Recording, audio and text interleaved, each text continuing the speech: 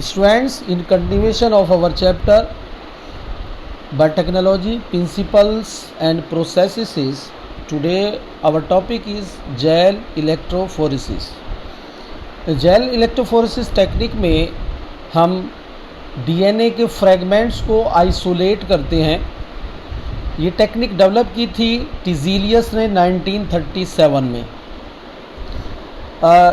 Recombinant DNA बनाने के लिए हमें डिज़ायर्ड फ्रैगमेंट की आवश्यकता होती है डीएनए के, और इसके लिए हम रेस्ट्रिक्शन एंजाइम्स का यूज़ करते हैं जो डीएनए को छोटे छोटे पार्ट्स पीसीज में काट देता है, डिफरेंट फ्रैगमेंट्स में काट देता है। अब अलग अलग फ्रैगमेंट्स को सेपरेट करने की बात आती है, तो क्योंकि ये फ्रैगमेंट बहुत छोटे होते हैं, ये विजुलाइज नहीं होते और इनको हम मैनुअली सेपरेट नहीं कर सकते, तो इनको जो है इलेक्ट्रिक फील्ड के इन्फ्लुएंस से हम इनको सेपरेट किया जाता है, और इस टेक्निक को हम जेल इलेक्ट्रोफोरेसिस कहते हैं।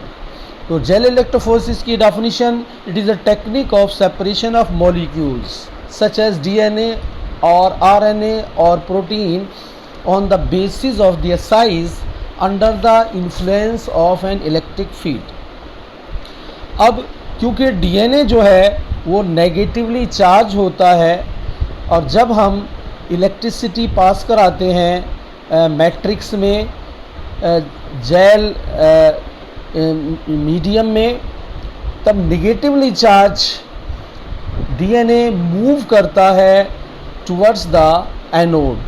एनोड पर पॉजिटिव चार्ज होता है, तो opposite charges attract each other, तो डीएनए मूव करता है पॉजिटिवली चार्ज एनोड पर, और इसमें जो मेजर रोल है वो होता है मैट्रिक्स का, मैट्रिक्स मीडियम का। जनरली एग्रोस जेल का हम यूज़ करते हैं। ये एग्रोस जेल जो है इसको ऑब्टेन किया जाता है सीवीड से, और ये सीविंग इफ़ेक्ट कॉज करती है। सीविंग इफ़ेक्ट का मतलब है कि ये अलग अलग साइज़ के छोटे और बड़े और मीडियम साइज़ के डीएनए फ्रैगमेंट्स को अलग अलग कर देती है। जितने छोटे फ्रैगमेंट्स होते हैं, smaller the fragments, they move farther, उतने ही आगे जाएंगे, यानी they were very close to the anode.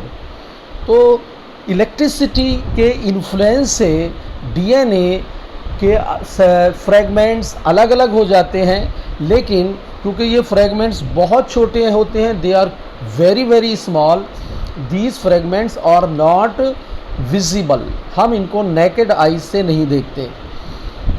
इसके बाद में जब ये सेपरेट हो जाते हैं अलग अलग, तो इन फ्रैगमेंट्स को हम स्टेनिंग करते हैं इथीडियम ब्रोमाइड से, और उसके बाद में एक्सपोज़र किया जाता है यूवी रेज़ का। जैसा कि आप डायग्राम में देख रहे हैं कि इथीडियम ब्रोमाइड डालने के बाद में यूवी रेज़ का जो एक्सपोज़र किया जाता है, तो डीएनए के अलग अलग साइज़ के फ्रैगमेंट्स जो हैं वो हमें ब्राइट ऑरेंज कलर में दिखने लगते हैं, ये विजुलाइज हो जाते हैं, समझो। तो ये डिफरेंट साइज़ के जो डीएनए के फ्रैगमेंट्स हैं, तो इन फ्रैगमेंट्स को अब सेपरेट किया जाता है, इस जेल से अलग किया जाता है, और सेपरेशन के बाद में इसको जो है इनको काट के अलग किया जाता है, फिर इसको एक्सट्रैक्ट किया जाता है जेल मीडियम से।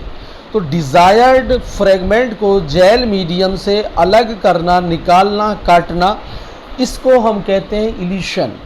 इल्यूशन के बाद में जो हमें डीएनए के फ्रैगमेंट्स मिल जाते हैं, डिज़ायर्ड फ्रैगमेंट जिनकी हमें आवश्यकता होती है रिकॉम्बिनेंट डीएनए डेवलप करने में, इन फ्रैगमेंट्स को हम निकाल के उस डिज़ायर्ड डीएनए में हम इसको जोड़ देते हैं, यानी हम इसका यूज़ करते हैं रिकॉम्बिनेंट डीएनए टेक्नोलॉजी में।